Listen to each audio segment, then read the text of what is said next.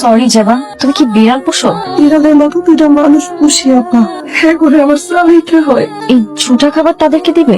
আপা মাইয়া দেওয়ারে কইতেছিল মাংস খেতে চাই, যে বেতন দিচ্ছেন করবার আর দোকানের এই টাকা পয়সা দিয়ে সব শেষ হয়ে গেছে।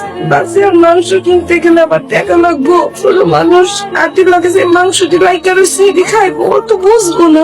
এর লেগে আপা আপনাকে এই ছোটা খাওয়া নিয়ে যাইতেছিলাম। আমি রোজা কি লেগে আপা আমি কোনোদিন চুরি করি নাই স্যার। আমি আসি স্যার। না দাঁড়াও, এটা ধর, শুধু আজকেই নিবে আর কোনোদিন না।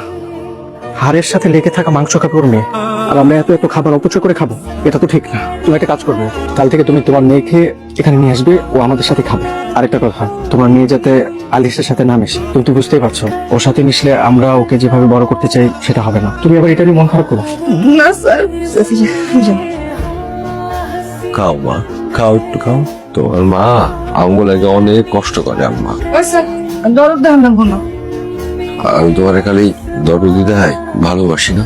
হয়েছে, মাইয়ার সামনে এখন কথা তুলে দেন দরকার নেই। আম্মা এই যে কি খাইতে চাইছিলাম? মাংস। হায় আল্লাহ, আমার ভাই তুইলা নাও, নাহলে এই কষ্ট দেখে আমার মুক্তি দাও।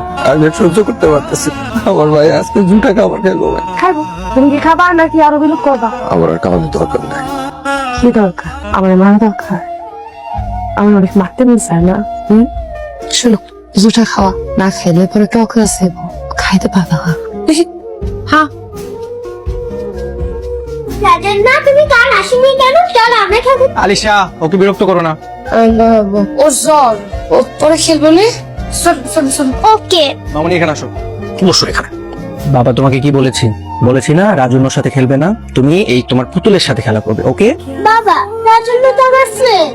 নো আলিশা, পুতুল হচ্ছে তোমার ফ্রেন্ড। কতবার বলবো তোমাকে? পুতুল কি আর কথা বলতে পারে? আলিশা, যাও, বিরক্ত করো, ঘরে গিয়ে খেলা করো, যাও।